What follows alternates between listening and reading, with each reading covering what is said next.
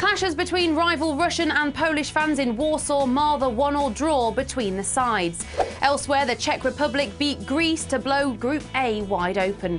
Today sees the Danes take on Portugal and it's win or bust for the Dutch against Germany. We preview both. England's band banned from their opening match in Donetsk. Wayne Rooney shares his frustration with Rio Ferdinand. And Kev the Chicken is on a roll. I'm Charlotte and you're watching The Goal Line. Clashes between rival Russian and Polish football fans in Warsaw marred the game between the two sides. Police were forced to use tear gas and rubber bullets as Polish and Russian fans clashed in Warsaw just hours before the teams shared a 1-1 draw at Euro 2012. Violence broke out and up to 6,000 police officers were required to keep the fans apart. Many Poles believe the march was inappropriate given the history between the two nations. On the pitch, the Poles kept their hopes of progression alive with a 1-1 draw against Russia.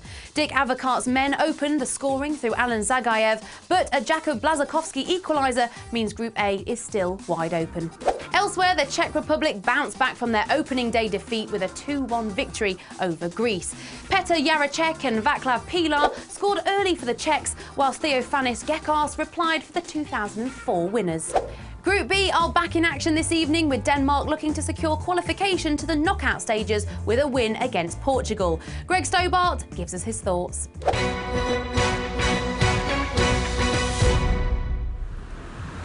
Over in Lviv, Denmark take on Portugal with the group wide open after the Danes' victory over Holland. Morten Olsen will be asking his side to do exactly the same when they take on the Portuguese. Sit deep, defend, look to counter-attack, use the likes of playmaker Christian Eriksen and prone Dele to do the damage in the final third. For Portugal, it's the same old question, will Cristiano Ronaldo step up to drive his side forward? They didn't play badly against Germany, but they really didn't kick into gear until the last half an hour or so. They cannot afford a slip-up, they cannot afford any mistakes against the Danes. And the Dutch face a crucial matchup against the Germans in Kharkiv. Mystic Greg brings us the latest. Welcome to the fan zone in Kharkiv.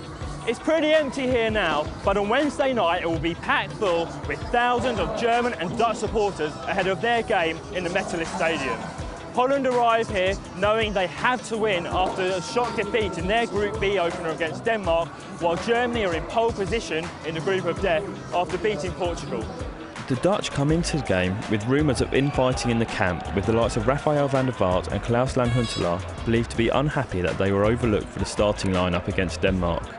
Germany would like nothing better than to send their arch rivals home.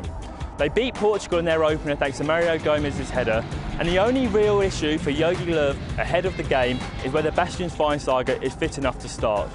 Regardless, the attacking quartet of Lucas Podolski, Mesut Ozil, Thomas Müller and Gomez could be too hot to handle for the Dutch. So that's what Greg thought, but I wonder how Kev sees it. Very tough group to predict for Kev the Psychic Chicken here. Many calling it the group of death, but it's victory for Portugal over the outsiders Denmark in this particular fixture. Went straight for the Portuguese. That's perhaps the standout game in Group B. Germany against the Netherlands, and it's Germany who take the victory. One of the ties of the group stages. Germany beating the Netherlands, and victory for Portugal over Denmark, according to Kev. England's official supporters band were raring to go on Monday after travelling over 2,000 miles to the match, but were denied access by UEFA officials. For 20 years we've played every England game in every country in the world. They had initially talked their way into the stadium before they were asked to deposit their instruments outside, leaving them empty-handed. Another Englishman who didn't have a role in Monday's opening game was Wayne Rooney. And with all that time on his hands, he can't stop thinking about his old mate back home. Dear Rio, I'm writing you this letter with a pen. Listen, I'm really missing you. There's loads of Liverpool players and they're all picking on me. And you're not here to protect me. I've really missed you, but I've got you some nice presents, and I've got you some cheap vodka. There's loads over here.